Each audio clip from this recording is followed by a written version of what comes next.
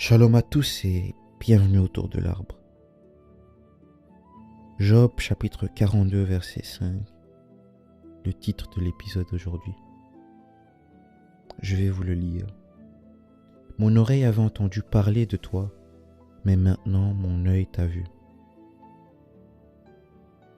L'épisode d'aujourd'hui va prendre une autre forme que d'habitude. Habituellement, je vous explique les récits, je vous conseille et je tente de vous édifier, de vous rappeler ce qui est bon. Aujourd'hui, je vais faire ces choses, certes, mais je vais faire une promesse remplie de foi. Aujourd'hui, je viens promettre à un cœur disposé qui écoute que tu pourras dire comme Job, « Maintenant je t'ai vu ». L'épisode d'aujourd'hui prend une dimension plutôt, une atmosphère de prière. Donc j'invite tous ceux qui écoutent à disposer leur cœur et se mettre dans ce cadre et dans cet état d'esprit. Dieu me pousse aujourd'hui à parler à 3 types de personnes. Premièrement, celui qui n'est que dans la première partie de ce verset, ou du moins le ressent comme tel. Cette personne a l'impression qu'elle n'entend que parler de Dieu, mais elle n'a pas encore réellement vu, selon elle. Elle a l'impression que Dieu ne se manifeste pas dans sa vie comme il devrait. Elle a l'impression de ne pas connaître Dieu. Et à cette personne, à ce type de personne aujourd'hui, je vous promets à la fin d'avoir la clé pour pouvoir dire que mon œil t'a vu Dieu. Deuxièmement, ceux qui ont délaissé l'idée de voir Dieu et qui se sont contentés d'une vie chrétienne à la surface. Pour vous, voir Dieu n'est pas une priorité. Ce n'est pas le quotidien de l'adorer. Vous vivez une vie chrétienne sans trop vous tracasser, mais vous sentez qu'il est temps d'aller en profondeur. À vous aussi, je vous promets que vous verrez Dieu. Et troisièmement, et non pas des moindres, ceux qui passent une situation très compliquée. Et comme Job, ils se sentent submergés. L'envie d'abandonner est forte pour vous. À vous aussi, malgré que je ne sache pas ce que vous traversez en ce moment, je vous promets de voir Dieu. Alors oui, c'est un peu osé et même audacieux de me tenir devant vous et de vous promettre de voir Dieu. D'ailleurs, qu'est-ce que Job entendait par voir Dieu? Pour définir cela simplement, voir Dieu, c'est Job qui exprime à Dieu qu'il a expérimenté la situation où il n'y avait que la main de Dieu qui pouvait agir. Job déclare là que sa foi a pris une autre dimension, une profondeur différente à celle du passé. Et aujourd'hui, si tu te reconnais dans les 3 types de personnes que j'ai décrites, cet épisode a pour but de faire de toi un peu plus un témoin de la grandeur de Dieu. À ceux qui sont dans le premier bateau, ce que j'ai à vous dire, c'est que Dieu voit votre soif. Mais il est temps que cette soif se dirige vers sa face et non vers ce qu'il peut vous donner. En effet, la frustration que vous avez d'avoir l'impression de ne pas voir Dieu, c'est probablement car vous n'avez pas encore cherché sa face à lui, cherché son esprit à lui, mais que vous avez cherché plutôt ce que pouvait en découler de la connaissance de Dieu avant de vouloir connaître Dieu. Chercher la face de Dieu débloque la connaissance de Dieu. Dans le livre de Jérémie, Dieu dit « Vous me chercherez et vous me trouverez si vous me cherchez de tout votre cœur ». Et dans la Bible, il est aussi dit que « Qui connaît les choses de l'homme si ce n'est l'esprit de l'homme qui est en lui, de même, personne ne connaît les choses de Dieu si ce n'est l'esprit de Dieu. » À vous aujourd'hui, je vous dis, dévouez votre cœur à la connaissance de Dieu, à la recherche de sa face. Et je vous promets que peu importe le temps que ça prendra, un jour vous témoignerez, mon oreille avait entendu parler de toi, mais maintenant mon œil t'a vu. Pour les deuxièmes personnes qui vivent une relation de surface avec Dieu, où Dieu n'était qu'une caractéristique mineure de votre vie, si je peux dire ça, et que vous sentez au fond de vous qu'il est temps que ça change, Dieu vous invite à comprendre qu'il doit être le socle de votre vie. Il vous invite à prendre ses préceptes et ses paroles et enfin les mettre en pratique. Il désire que ce ne soit plus juste un aspect minime dans le coin de votre tête. Il désire que il soit l'importance de votre cœur. Et c'est ça la sensation que vous ressentez, ce changement que vous ressentez, c'est un appel de Dieu pour ce changement. Jésus dans la Bible dit « Quiconque entend les paroles que je dis et les met en pratique sera semblable à un homme prudent qui a bâti sa maison sur le roc. » Ce rocher, ce roc, ce socle important, c'est Dieu. Le Seigneur me met à cœur de vous dire à vous, une fois que vous faites cela, il n'est que question de temps avant que vous ne puissiez déclarer à votre tour « Mon oreille avait entendu parler de toi, mais maintenant mon œil t'a vu. » Et pour finir, concernant le troisième type de personne, peut-être le plus difficile, vous êtes dans une situation très compliquée, voire des situations très compliquées, dures, pénibles comme Job, tout semble vous échapper. Le Seigneur me met à cœur de vous rappeler qu'il permet certaines épreuves parce qu'elles vous forgent, elles vous façonnent. Et je sais combien c'est pas facile de l'accepter selon notre volonté, notre vision des choses. Mais je vous invite à vous accrocher, continuez de prier, continuez de chercher, continuez. Il n'est que question de temps pour vous aussi. Ayez foi en la main divine qui sauve et qui ne vous tentera jamais au-delà de vos capacités. Persévérez dans la foi. Et je vous promets à vous aussi avec foi qu'il viendra un temps où vous direz « Mon oreille avait entendu parler de toi, mais maintenant mon œil t'a vu. » Voilà donc les 3 idées principales que le Seigneur me met à cœur de vous donner.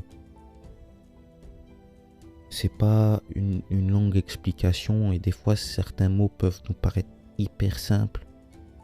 Et je suis persuadé qu'il y a quelqu'un qui écoute en ce moment ce que je suis en train de lui dire, et de se dire que c'est bien beau les mots, mais j'ai besoin de quelque chose de plus consistant.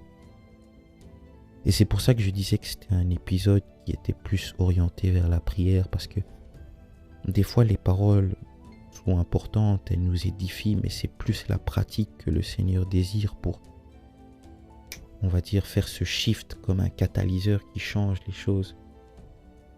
Et les paroles que j'ai données, certes, je vous ai donné cela et je vous ai fait une promesse, mais cette promesse nécessite aussi votre part du travail, votre part de prière. Et c'est pour ça qu'aujourd'hui, je veux prier même 1, 2, 3 minutes avec vous, pour qu'on puisse se rapprocher de Dieu et qu'on puisse tous témoigner un jour et dire « Mon œil t'a vu, Seigneur. Mon oreille avait entendu parler de toi, mais maintenant, mon œil t'a vu. » Alors je vous invite à prendre une position quelconque, même si vous êtes dans le bus en train de marcher, mais juste disposez votre cœur à l'idée d'une prière. Et la prière, elle est celle-ci. Père, c'est toi qui sondes les reins et les cœurs. C'est toi qui connais toute personne. Je sais que c'est pas par hasard que tu m'emmènes à faire cet épisode, à l'écrire et à prier de cœur pour les personnes qui écoutent aujourd'hui. Pour le premier type de personne, je vois que tu es là pour eux, je vois que tu désires des adorateurs en esprit et en vérité. Et tu vois dans ces personnes le cœur de ceux qui peuvent l'être. Tu désires juste ce petit pas, alors donne la capacité, donne la révélation, donne la sagesse pour ce pas en plus.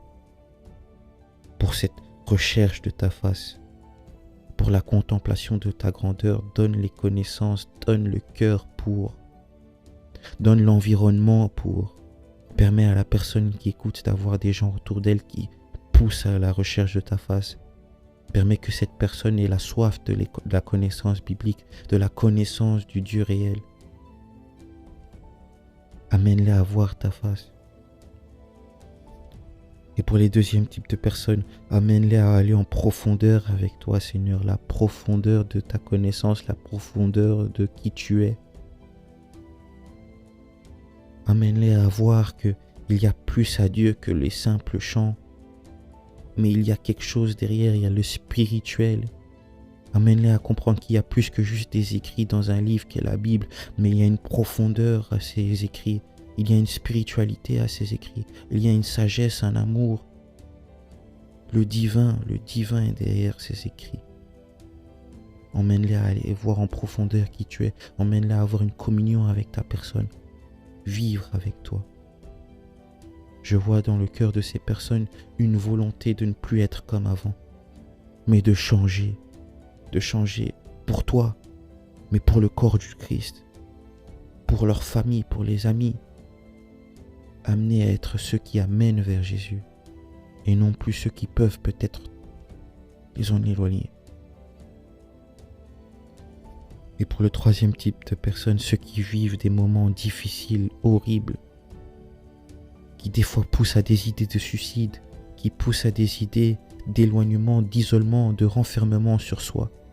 Seigneur, apporte la lumière que toi seul tu peux apporter.